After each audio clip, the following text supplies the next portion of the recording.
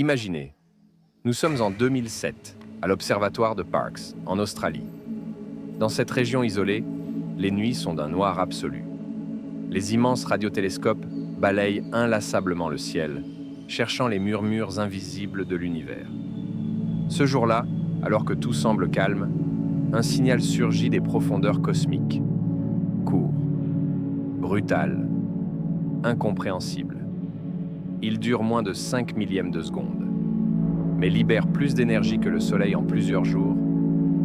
Ce sursaut radio, unique en son genre, intrigue immédiatement les chercheurs. C'est Duncan Lorimer, astronome passionné, qui l'examine en premier. Ses analyses confirment l'impensable, le signal vient de très loin, de plus de 3 milliards d'années-lumière. Autrement dit, il a voyagé à travers l'espace, pendant l'ère où la vie n'existait même pas encore sur Terre.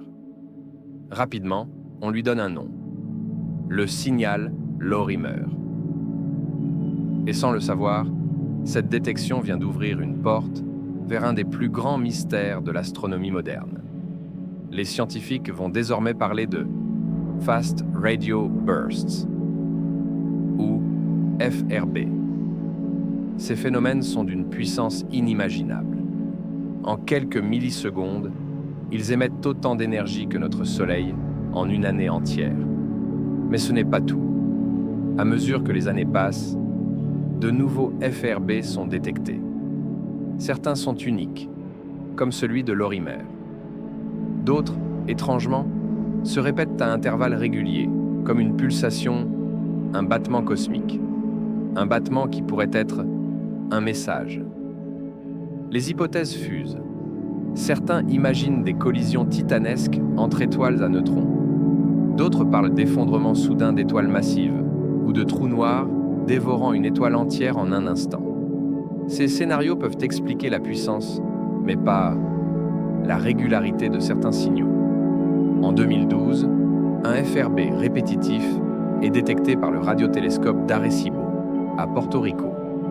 Cette fois, le phénomène se répète à plusieurs reprises, avec un schéma presque programmé. Les données sont claires. Quelque chose, quelque part, envoie ces impulsions avec une précision presque artificielle. Et c'est là qu'une hypothèse plus audacieuse émerge. Et si certains FRB n'étaient pas naturels?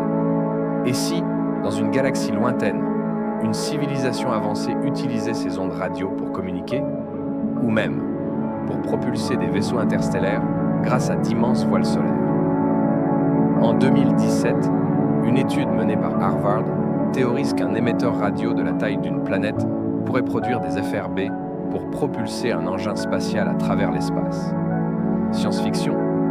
Peut-être, mais scientifiquement, rien ne l'interdit. Pendant ce temps, de nouveaux instruments comme le télescope SHIM au Canada détectent des centaines de FRB par an. Certains proviennent toujours du même point dans le ciel, d'autres surgissent de régions totalement différentes, comme si l'univers entier bruissait de ces messages mystérieux. Pourtant, malgré toutes ces données, le mystère reste entier. Sont-ils le produit d'événements cosmiques extrêmes? Ou les échos d'une technologie bien plus avancée que la nôtre?